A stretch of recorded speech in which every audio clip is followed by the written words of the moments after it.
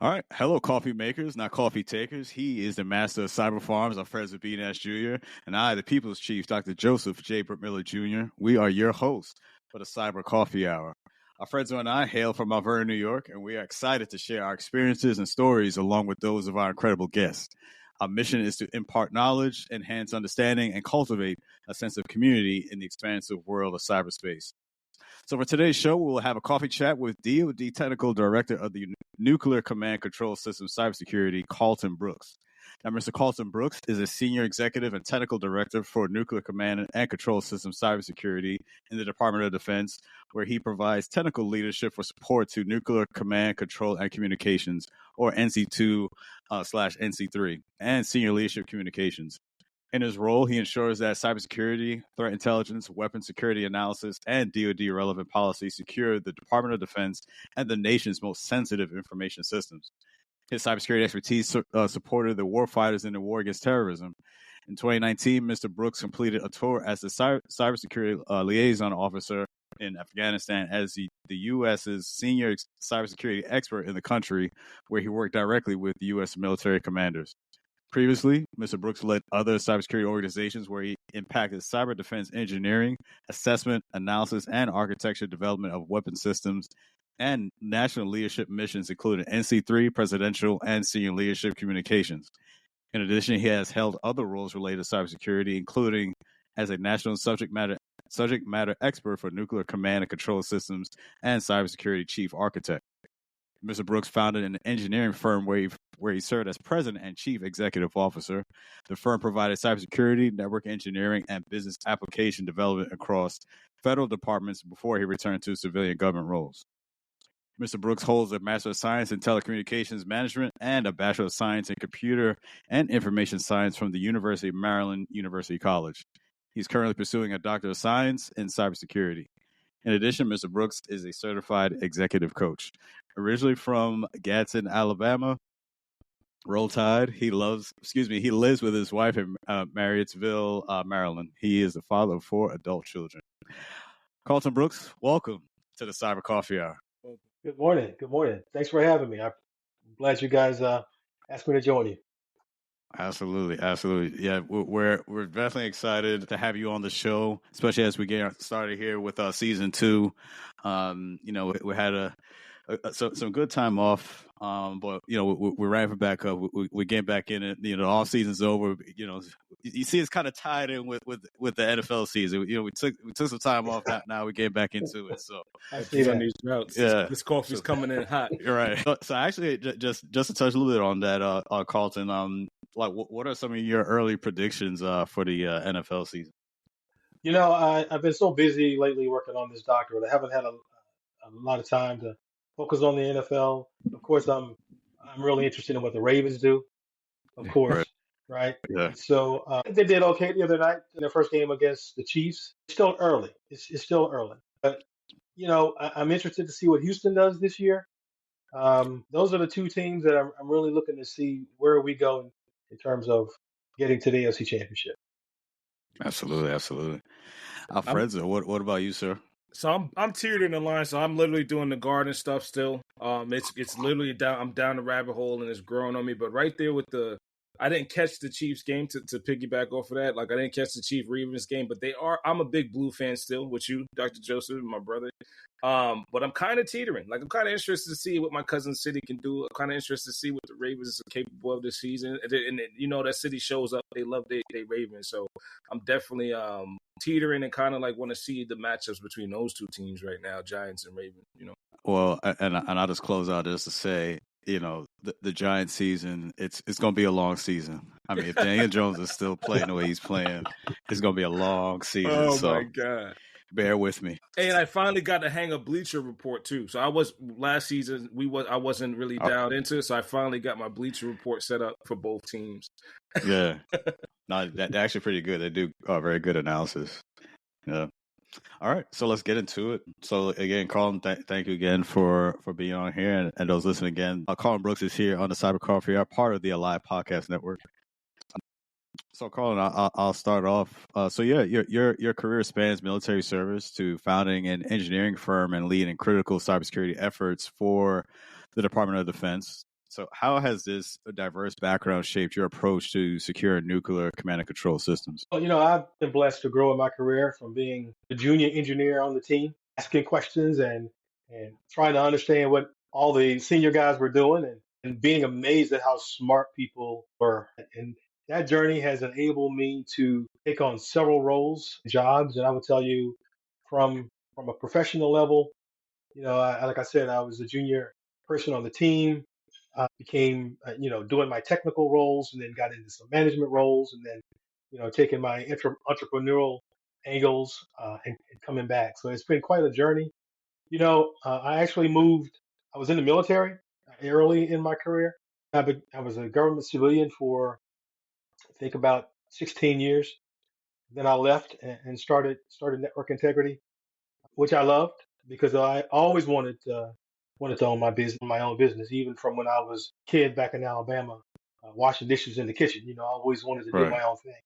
And Right. then came back to the government, had a great opportunity to come back to the government, and even now at the senior level. So I have many perspectives, and I understand now. The benefit of those many perspectives is that I understand what some of the challenges are from our younger employees or our younger folks in their careers to some of the older, more seasoned folks in their careers. So those perspectives those experiences have really enabled me to kind of help people at different places in their careers. Absolutely. So can I tack into that really quick before we jump into the next one? So what about that perspective is giving us, like you said, it says you secure command and control systems. Franzo, you This is broke going up. to piggyback into the next question. You work directly with military commanders in Afghanistan as cybersecurity liaison. What unique challenges did you face in providing cybersecurity, guidance in the war zones? And how did your experience influence your current work today? So my experience working in a war zone is really has been the highlight of my career. I went back in 2019, and if you remember what was happening around 2017 to 2019, football players in the NFL were kneeling on the sidelines around that time. Right. Right. So there was a lot of consternation in the country about what it means to be a patriot, what it means to how we should respect the flag, right? And Mm-hmm. so one of the things in my career was I didn't have that kind of experience. And so I thought how I could express my patriotism and care and love for my country was to go and directly serve the folks who were actually working and carrying backpacks at night in a war zone. Whoa. So Mm-hmm. that's why I actually took on the opportunity to go and be a cybersecurity liaison. But in terms of challenges, when you're the new guy and you show up in country and these folks have been there for a minute, Right. you have to gain their trust, right? Right. And the way that you gain their trust and I gained their trust was to spend time with the military folks. Just so happened that they provided me the opportunity to be a part of their meetings, to understand their communication systems, to help them solve their communication problems, their cybersecurity problems. So that's what I was able to do. So the unique challenge about providing guidance there in a war zone is folks have to know that you got their back, right? Right. And me representing the DoD side of that or the IC side of that needed to be able to provide them exactly what they needed when they needed it so that they can go out and do their jobs. Hey, so let's take a flag on the play real quick, not a penalty. Let's Sure. review those routes, because as the civilian in the room, I think we need to do this for our listeners. And I'm a private guy, right? So you gotta come back up to that yard line for a second. I am shook right now even having this conversation because I have a book called Restricted Data that I've refused to read because of what you just said. So can you take a minute and back up that football that you're talking about and that backpack, because I don't think a lot of our listeners know like the specifics of what you're talking about. Like, right. So for our listeners and for me too, as a civilian, I'd have an idea, but can you just unpack that in a war zone and unpack what that actual football is from a professional standpoint? In terms of how I would help them, is that what you mean? Yeah, how you would help them, and yeah, how you would help them, and what services did you provide under that pressure in the war zone? So, my experience in my role as a cybersecurity liaison is to make sure that their communications were secure, Understood. right? Which meant that the capabilities that the military uses in their operation centers are for folks that might be, as I said, going out into the bushes at night. Yeah. Make sure that they understand the risks of carrying things like cell phones, Right. right? Got it. Got it. Things like that. Make sure they understand how to set the parameters around their communications so that they can protect their communications back and forth between their particular locations, uh, for instance. And so gaining their trust, was important because in order to really help them to understand how data moves in a war zone, you have to be able to understand how the network works, be able to look at the network and tell them there are some changes to be made in the network in terms of their configurations, or to understand how their systems are working, how their data is stored, how the data is protected. So those are the kind of things that I help them to understand, and then gave them capabilities to be able to mitigate the risk where there were. Very cool. Very cool. So that's a good. We're back on the line now. So let me pass this one out, right? As someone overseeing cybersecurity for some of the nation's most sensitive systems that you mentioned, right? How do you balance the need for cutting edge security measures with reliable requirements of nuclear command control infrastructure? Let's pause, right? 'Cause I'm getting shivers right now, right? Nuclear command and control infrastructure. Whoa. Well, I will tell you, Alfred. So the mission that I serve in is a no-fail mission. Understood. Wow. Yeah, yeah. Fortunately, we've never had to use it. Well, since Hiroshima, we've Ooh, never Yeah. had to use it, right?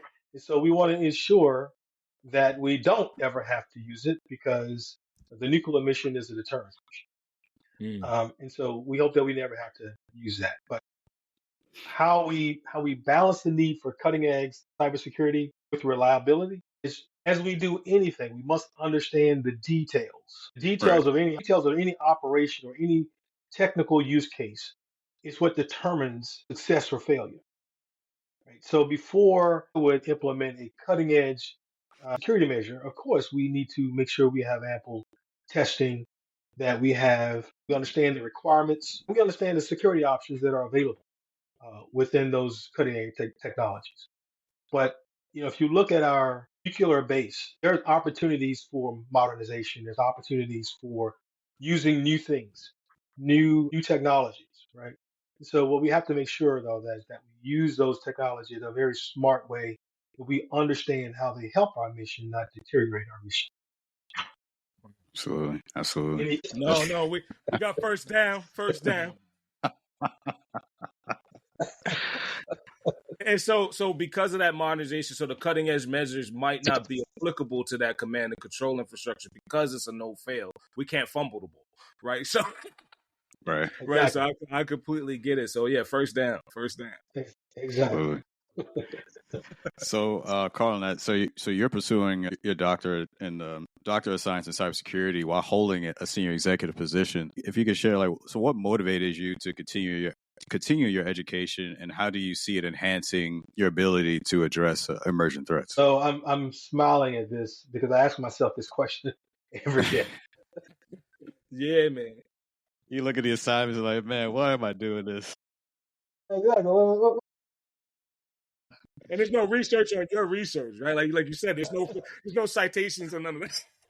Yeah, yeah. So I will tell you what the motivation is. One is, as I told you, I've had a long, blessed career, right? Coming from being enlisted in the army to being a senior executive in the government today, Well, Right. and that's a long path, and it is not one that I saw myself ever taking the next step.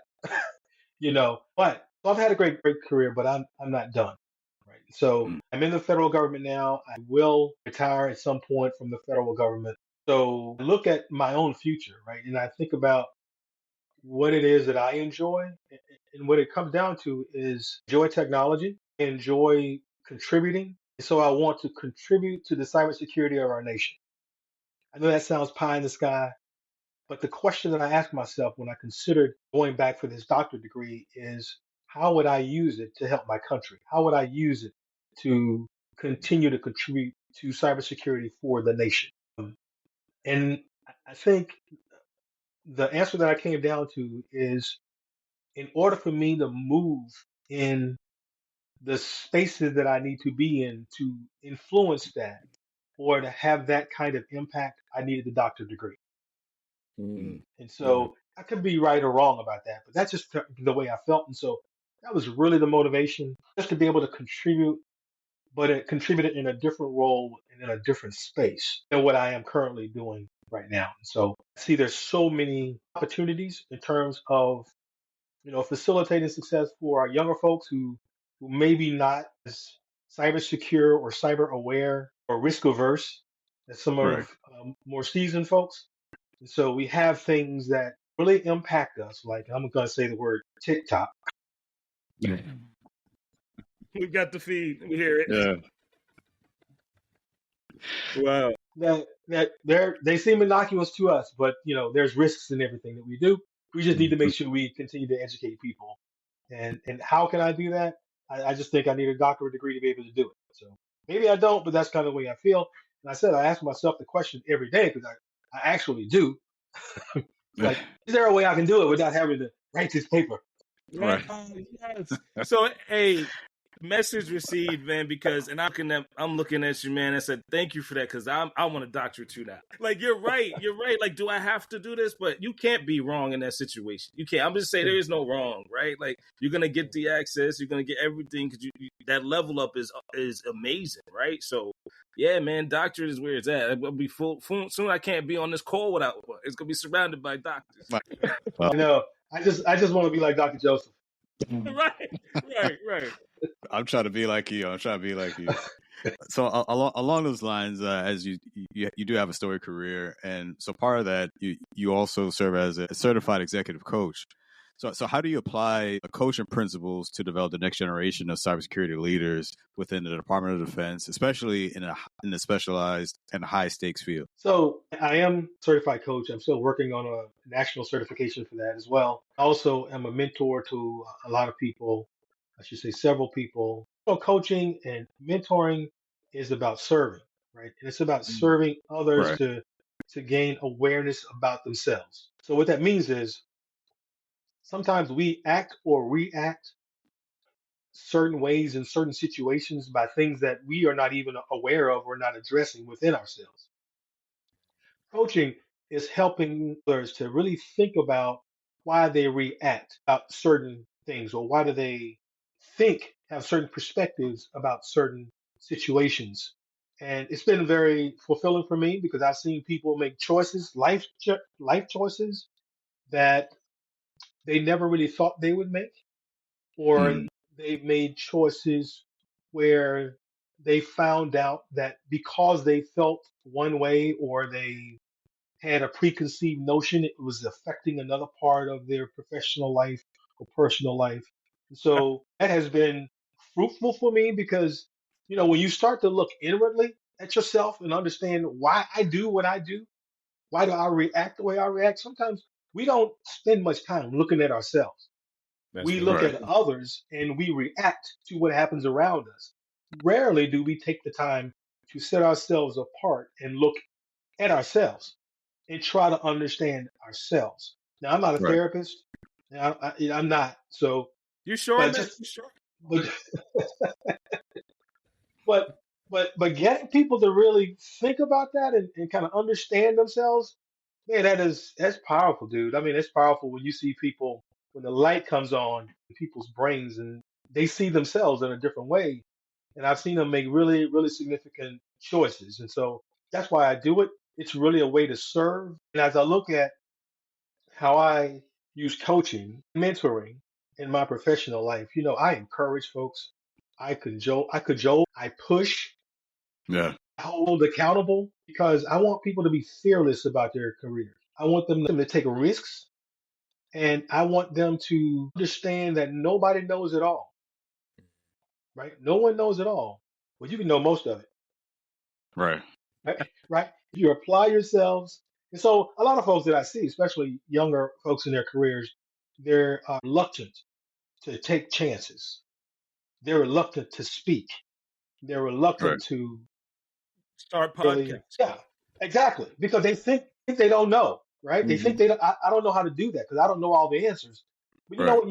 You just got to take one step and ask one more question. And when you have the opportunity to ask a question, ask another question because one question may lead to another. And if you ask enough questions, eventually you become you get the information you need. Now you become the credible resource, Mm-hmm. right, for Yep. the things that you're in your professional space. And so coaching for me is about helping people grow in that way. Sometimes it doesn't feel that way. I mean, if you think about a football coach, right? If you think about a Yeah. football coach, a lot of times it doesn't sound like positive reinforcement.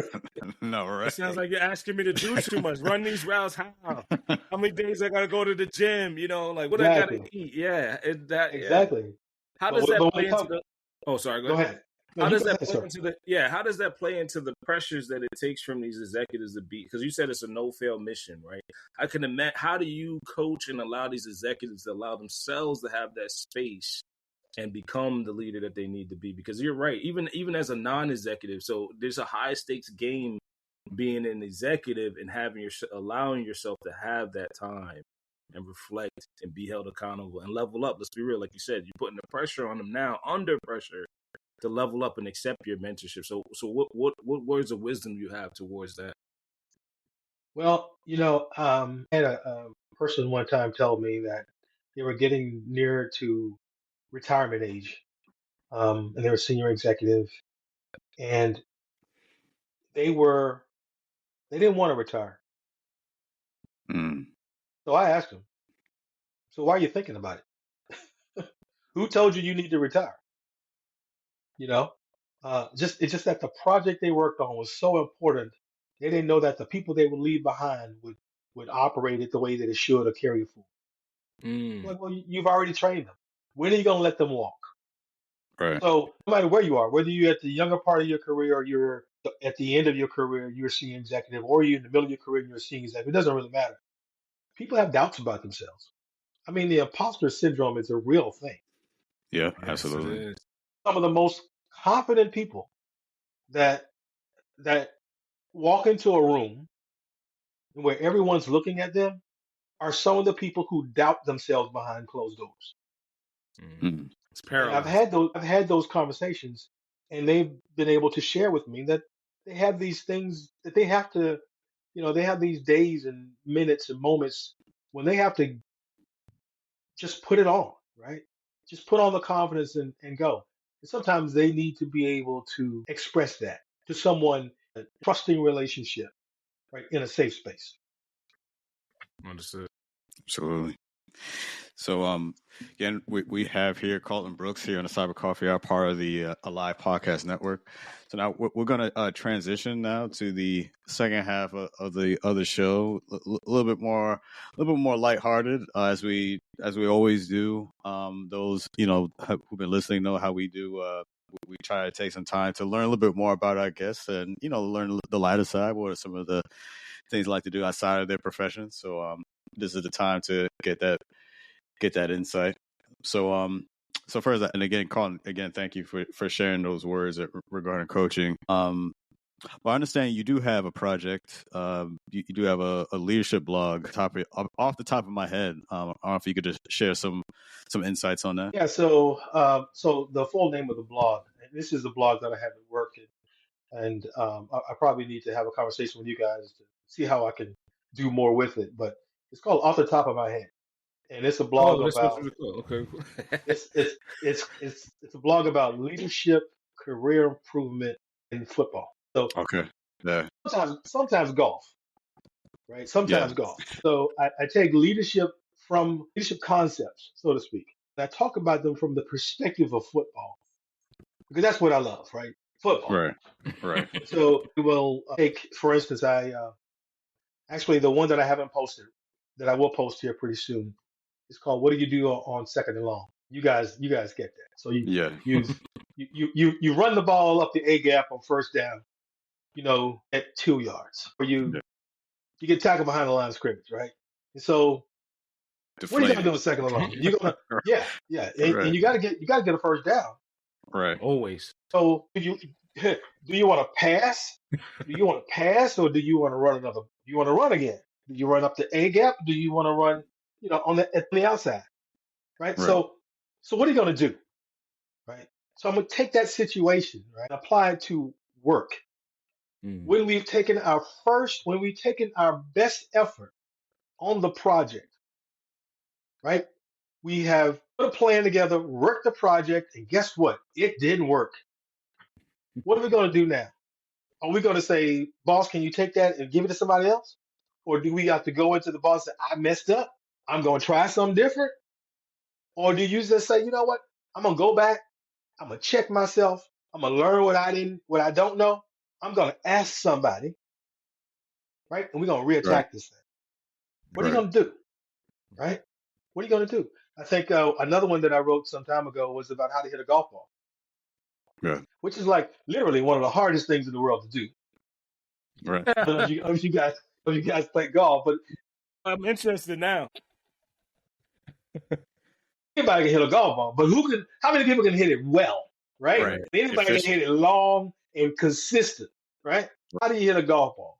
Right. So if you think about the golf swing, you got to have your grip just right. First of all, you got to have your feet aligned perpendicular to the ball and the target you're trying to go to, right? You've got to have your grip right. You've got to have your backswing right. You got to shift your weight the way you should, right? Then you've got to start the motion with your hip and then shifting your foot your weight back to the left. You got to bring your arm down so you drop the club.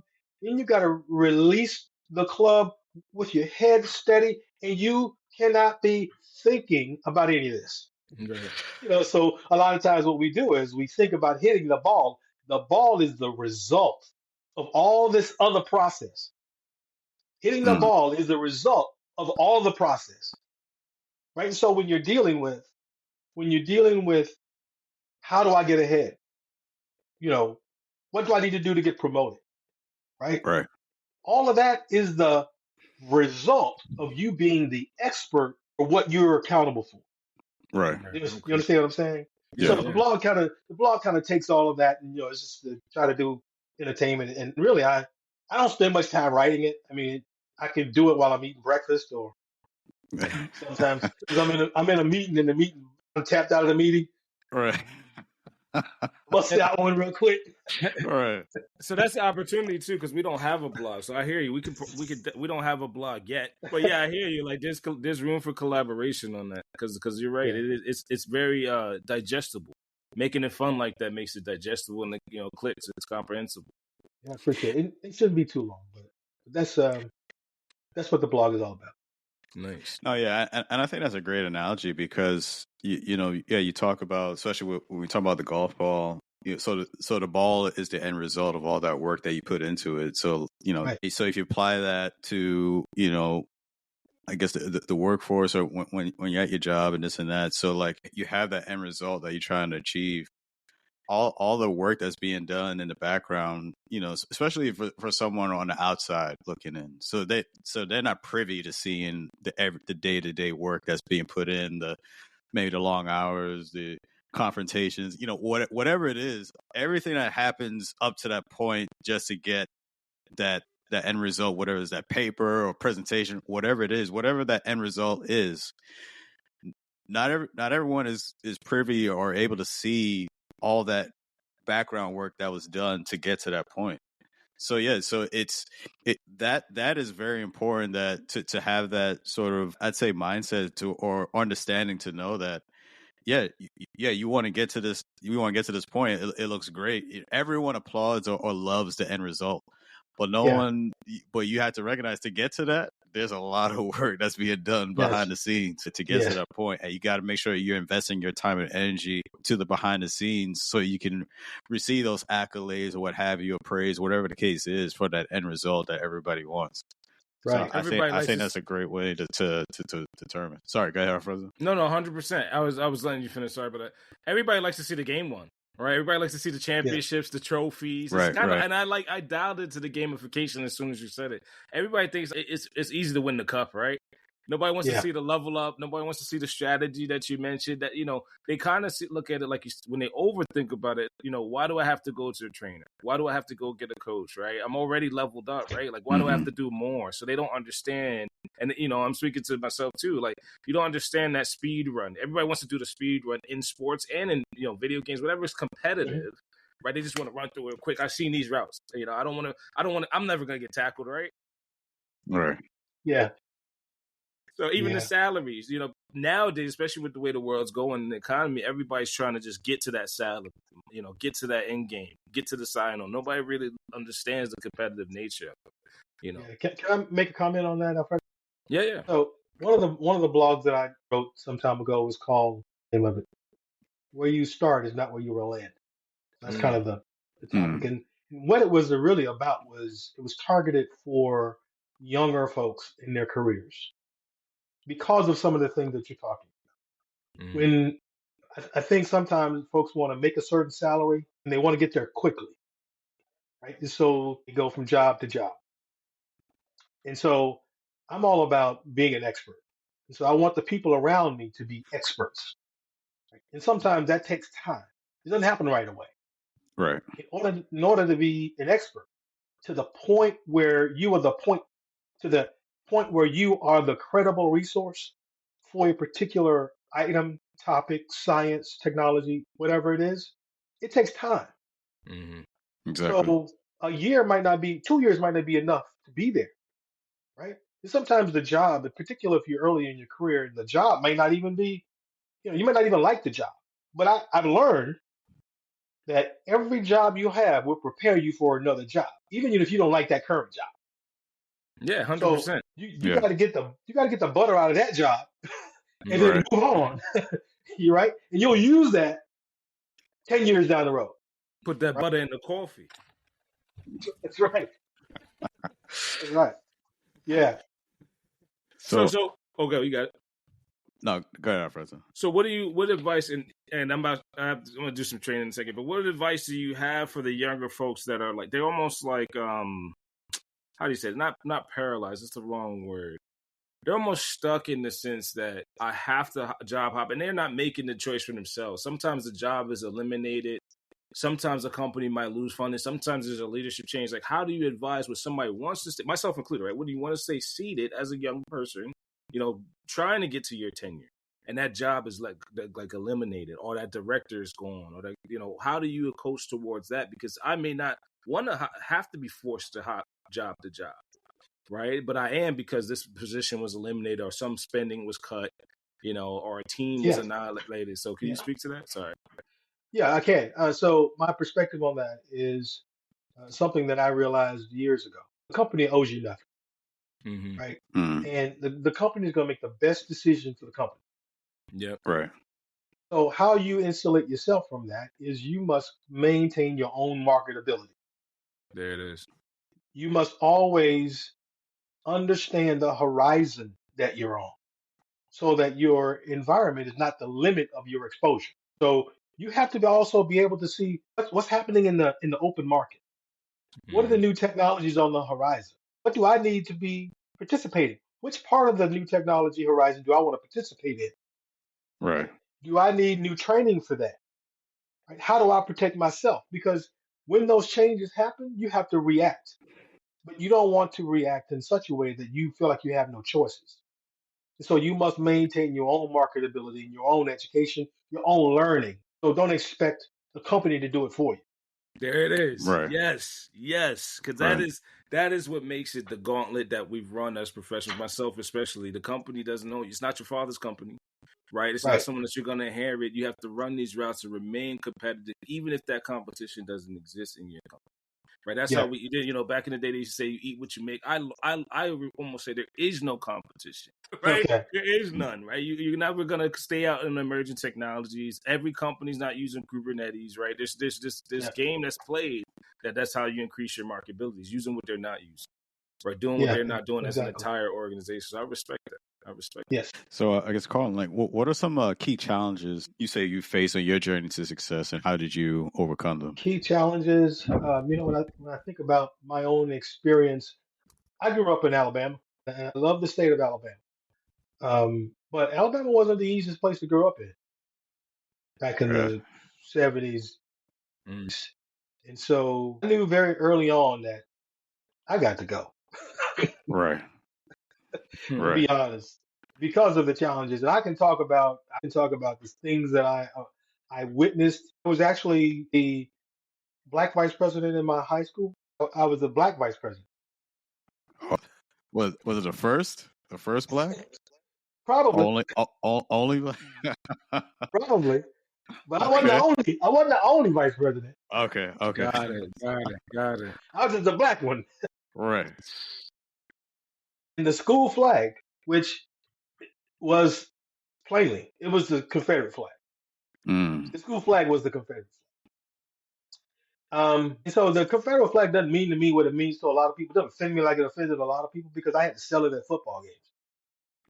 Mm. It's just the way it Yeah. was, right? And the school was memorialized to a little girl who helped one of the generals who was a massacre. Basically, he was General Forrest during the Civil War. She helped him come through our area as he was being hunted by the Union, by another Union general. And so, growing up from that background and even younger in my life, kind of set my path that I wanted more. Right. And Right. so the challenges that I faced weren't really professional once I started working professionally. It was that how am I going to build my life and what are my opportunities here in Alabama and what are my opportunities if I leave? That's what it really came down to. As a Absolutely. black man, as a black man, I got to say that. Yes. And I just want to say, bye to our friends. I know he has another engagement. So again, thank you for coming through and pick up on the next one. Thanks, All Alfred. right. No, thank you because I was very interested in that because just how that dynamic was, growing up and just kind of touching base on a little bit of that. Like, so having that experience growing up in Alabama, did that in any way kind of, do you feel that kind of shaped your perceptions or as far as, I guess, worldview perceptions as opposed to maybe someone who wasn't from Alabama? Like, did you encounter that as far as like different opinions on maybe common, like, I guess, common topics? I'd say just having that, did that make you, did I conjure up any sort of feelings or ill Hey, will? Yeah, I was trying to clean it up as best I could, but no, but you get what I'm I was saying, letting like, you yeah, work too. I was letting you figure it out. right, but yeah, but did you ever feel any of that or like any sort of those type of feelings? Oh, I didn't actually. I didn't. I never felt negative about to anyone, and I still don't because my parents were very open-minded. And they accepted me, and my friends were, you know, I had a lot of different friends, and I can say it. I moved in with my black counterparts. I moved easily with my white counterparts. And so I never, even to this day, I have no ill will to anyone or anything. Didn't shape. The only thing that it did is, as it relates to my worldview, I understand that we all want the same thing out of life. It Mm, doesn't really matter what your skin complexion is, what your ethnic or cultural background is. We want the same thing. And right, if we're children of God, we should treat each other as children of God. We should be as right, concerned about our fellow man. We should do all the things Jesus said that we should do. Feed the sick, we should do all of those things, right? right. That's what drives me. And I think as a man of faith, my job is to be served, especially as a leader. I should be a servant leader, and that's what I try Mm, to be. So, in terms of my worldview, even though I grew up that way, everybody that I went to school with, I have no ill will against anyone. Even the guy that said he was going to follow me home and put a cross in my yard when I was a teenager. Hey, whatever, dude. yeah. I'm Wow. not really phased by it. Wow. Wow. All right. Well, we'll go a little lighter now, and A little bit. yeah. No, but yeah. If you want to share with our listeners, like, what's your favorite coffee that helps get you through the day? So, I like coffee like I like liquor. I'm gonna drink this. It's gonna be straight, no filler, right? Correct. Right, it's gonna be black coffee, and it's gonna be hopefully dark roast, and it's gonna be probably Starbucks espresso roast, whole bean. Gosh. We just bought an espresso machine, and man, Ah. it is the best thing, dude. I'm like, what have I been waiting on here? Oh, I was just about to bring that up because, yeah, so for me, so if I'm going to a coffee shop, for me, my preference, I mean, yeah, I do Starbucks here and there, but I try to go for like the mom and pop coffee Me shops, too. Yeah, like the local coffee shops. I think those are just yeah. better to me. Mhm. And my daily driver is I usually do like a medium Americano. So like all black, no sugar. I always call it I always call sugar and creamer foolishness. So I'm putting no foolishness in my coffee. Just straight black, and because I'll be able to appreciate the taste of the coffee. It's almost like those Yeah, who are sommeliers who big yeah, love wine. They yeah, know the different tastes of wine, this and that. So I guess maybe that translates for me yeah, for coffee. So I like to yeah, appreciate the taste of the coffee with just black. So I'm yeah. That's what definitely with you I'm there. with you. I'm Yeah. with you. I tell my family particularly because they you put all this stuff in your coffee. It's like you're not drinking coffee. You don't even know what the coffee tastes like. You don't Right. put all the cream in it. You don't put sugar in it. You don't know Yeah. what the coffee tastes like. But if you're a coffee drinker and you drink black coffee, whether it's medium roast, light roast, dark roast, whatever, Yeah. coffee has flavors, right? And regions have notes. And Yes. if you drink it, you understand it. It's the same thing with wine, as you said, Yes. or even brown liquor. If Hmm. you should be able to understand what you're drinking, and if you're just putting all that foolishness in it, Yeah. Let's see. There you go. you're just drinking. You just making sure it's wet so you can drink some milk and sugar. Absolutely. Yeah. No, absolutely. Yeah. Yeah. Black coffee, no foolishness, everyone. Make sure that's Yeah, how you should drink black your coffee, coffee. no foolishness. That's right. And yeah, and the Nespresso, I have an espresso machine as well. Had it for a couple of years. 'Cause I started with doing a Keurig, kind of weak, like early Yeah. on. But then when I discovered Nespresso, I've been hooked ever since. So that's why So when I'm at home, I'll use that. we have a Breville espresso machine, and it does espresso as well. And it does macchiatos. It does Okay. a bunch of different things, right? That I don't drink. So you can It make does you can still make like lattes, almost lattes, like the yeah, industry coffee yeah, machine. yeah. Okay, I got you. Steam milk. It does all of that. I just do the espresso. Right. The other side, I don't even know what all that thing. I don't know what it Yeah, does. you All don't I even look on that side. I don't need that. I don't press that button. I just need that black. I just need that black espresso. That's it. But That's it. but yeah. So speaking of the Keurig, I started with the Keurig as well, but I don't use K cups, right? And so I started buying because I wanted the fuller taste of the coffee. I started Mhm. buying the whole bean coffee, and I grind it myself. Typically grind it as I use it, right? Because I want the freshest taste, Okay. right? And so living here in Maryland, there are four natural springs, right? And so right around the road here from my house, there's a natural spring.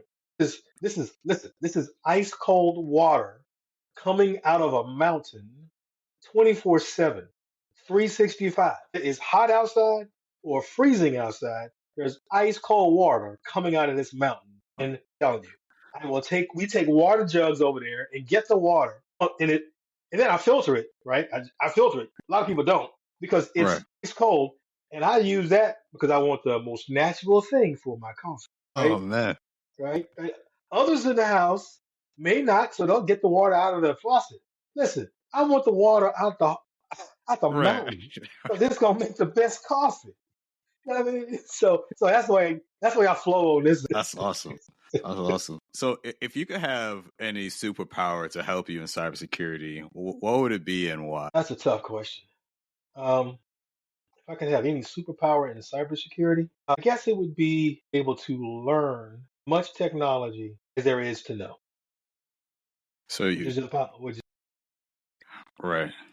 because Because technology is changing so much, right? And so every time you go to a conference or you go to a technology talk or you go to and you hear what all these companies that are startups, and they're doing all of these great things, right? It's like, wow, I didn't know that. But if it's something that you can use, you try to learn it. So if I could know it all and know how to apply it, that would be a great superpower. Absolutely. Yeah. I'm thinking of like a Bruce Banner, slash Hulk, Dr. Banner. He's, very intelligent. I think he said in one of the Marvel movies he had like 7 PhDs. I'm like, that's pretty insane. But no, yeah. I'm probably right with you there because as you said, I mean, this field is always changing every day, so there's so much, when you're looking at new trends that are coming about, of course, the biggest name now is AI, machine learning. A few years back, it was cloud. We're just going to be looking for the next, the biggest thing that's going to happen. So we're always trying to prepare ourselves and trying to learn. So yeah, if you're able to have a sort of like robotic mind, just to absorb the information and just be able to apply it, like, just like that in 0.2 seconds, I think that'd be a great superpower to have. It would be a. So, and as we close out here, last question: are there any? And I know you shared a couple already, but like what are some of your like hobbies, interests? What you like to do for recreation? Outside of cyber. Sure. For recreation, I'm gonna tell you there's probably 3 things I do. One is, like most people in the world, I'm attempting to play golf. Okay. Which is a very good metaphor for life. There's lessons learned every time. Pick up a golf club. No 2 days are the same. And no matter how good someone says they are in golf, I always think if Tiger Woods needs a coach, you do too, and so do I.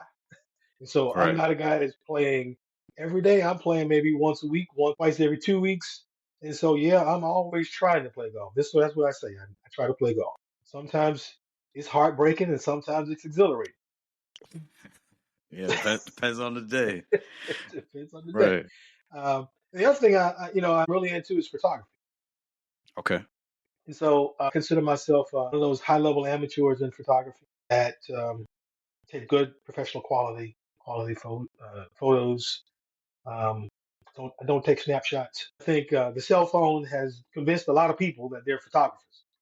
Yeah. And there's some good people. That's the people who take some really good shots with the phone, but they don't understand how a camera works. Right. So there's a difference, right, to a phone with a camera on it than how an SLR camera works. Exactly. And if you can create, with a camera, that makes you a photographer. So that's that. So that's those are the 2 hobbies that I have. And then the other thing is, I'm all about football strategy, right? Okay. So Yeah. I watch football a little differently than a lot of people watch football. And so I have a book. It's called How to Watch Football by Keeping Your Eye Off the Ball. Right. Okay. I have understanding of the strategic. Never been a coach, right? I only played football for a little while in high school before I got a job in high school. But I like the strategy of the game. I like to understand the concepts of the positions, and I like to understand. So if I go to a game, right? If I can sit up in the stands, so I can see the whole field like a board in front of me. Right. I like to know who's coming in, who's going out. So I want to know what's the personnel. Do I have 1 back, 2 back? How many wide receivers? How many tight ends do I have? But that comes down. That means there's a select number of plays I can do with that, right? And so my deal is to guess the play before the play. So you're watching almost like a chessboard, almost. To me, yeah. I'm watching the game. I'm into what is the left tackle doing? Where is who has what's the strong side linebacker doing? Why is he slow to move when the running back flares out? When the play is snapped, where is the opening based on the routes that I see the wide receivers taking? So when I watch a game on TV, you're only seeing 2/3 of the game. There's so much football you're not even seeing when you're watching on television. Which, when you go to a game, wow, there's no better place to be to watch a football game for me. And I think that even kind of ties back into the blog you mentioned as far as the golf ball, So yeah, you have the end result, but all that, the minutia, all that work that goes into the result. So you almost kind of applying it again here, where you're, for most folks who watch the football, including myself, I'm not watching that, with that analytic eye, but those things do matter. I mean, all the movements, the different plays, the packages, what have you, that goes into that play for that end result. All those things matter that help to lead whether that play is going to be successful or not. Yeah. If someone is missing their assignments, all those things matter. And if you're not searching for those things, you're not able to pick up on it. So I think that's pretty cool, actually, that you're able to watch that. So, that could probably even help me in my when I'm playing my Madden against my boys. Okay. Try to play a little bit more strategy like that. Yeah, you might want to flip your play depending on what they come out I know, right? Absolutely. But Carlton, it's definitely great having you on here on the Cyber Coffee Hour. And as we get to close out, if you want to share the last couple words with our listeners. Appreciate you having me, Dr. Joseph, Fredzo. I appreciate you guys having me and giving me the opportunity to spend this enjoyable hour with you. To help other folks, I'm really open to mentoring and sharing because, I'm coming in the next few years, I'm coming to the end of my government career. And so I didn't take advantage of a mentor the way that I should have when I was younger. And so I'm open to mentoring, and that's why I'm open because I didn't take advantage, right? And if I had, maybe the journey would have been a little easier. Maybe I wouldn't have been as many curves. Right. You never know, right? But I would just encourage anyone that is on a cybersecurity journey is just to learn as much as you can learn to know that here's the principle here. Know what you need to know before you need to know it. That's about self preparation, right? So that you are always able to move and take advantage of opportunities in your career when they come, which means you gotta be able to continue to train yourself. And then the other concept that I try to use from my career that I would try to add for others is to try to be the expert at what you do. Be the expert at what is yours and your responsibility. I used to, as you know, I used to own my company, and I used to tell my engineers that it doesn't matter if you're the leader on the team. It doesn't matter if you're the team lead, the project lead. It really doesn't matter as long as you are the leader. And the way you be the leader on the team is to be the expert on the team. So when the project gone and it gets broken up and the contract is over and all that kind of stuff, guess who they want to keep? They want to keep the expert, not the project lead. Yes, absolutely. So that doesn't matter if you just started the job. It doesn't matter if you're at the end of your career. Be the expert. Be able to answer the questions, find the information, be the credible resource for what is in your domain. That way, if you do that, you will always go forward in your career. You will always go forward in your career. You will be asked to take a job rather than you asking for a job. And that's a difference. That has been evidence in my life. And I can talk to you about, the last 6 jobs I've had, I was asked to take them. And it's all because I realized early on in my career, these are the things that I needed to do. I try to share those things. That's pretty amazing. I think those are great words because, and I don't think a lot of people realize that or even appreciate that. I think a lot of people have maybe they don't share that same mindset, so they go about it all wrong, and then they wonder why they're not getting through or not finding the job that they want because they're not doing that prep work. They're not doing that preparation to make themselves marketable. To where, as you said, instead of you looking for the job, have the job reach out for you. And that's the difference. And that's what you want. You're Exactly. creating your own market. You don't have to depend on a company or organization. Your skills are your skills, not the skills of a company. They're yours. And that's transferable whether another company wants to employ you or you start your own business, Yeah. So I think that's the takeaway for me is that, work on investing time in yourself, make yourself marketable, stay studious, get those skills and reach out. It's the things you don't know about, reach out and ask, work with others, build that network. And Yeah, just make it hard for someone to say no to you. You know what I'm saying? Exactly. That's what it comes down to. So Exactly. again, Colin, definitely appreciate you coming through. We had a great time, and want to thank you, those listening. And thank you for joining us for another episode of the Cyber Coffee Hour, part of the Alive Podcast Network. If you enjoyed this episode, enjoy more engaging content in the Alive Podcast Network app. By supporting this podcast and nearly 100 other Black hosted shows, you can enjoy ad-free listening while contributing to a diverse range of voices in the podcasting space. We appreciate your support and look forward to sharing more insightful conversations with you in our next episode. Until then, keep brewing those ideas and stay curious about cybersecurity. All right, that's it. It's a wrap. We out of here. Peace.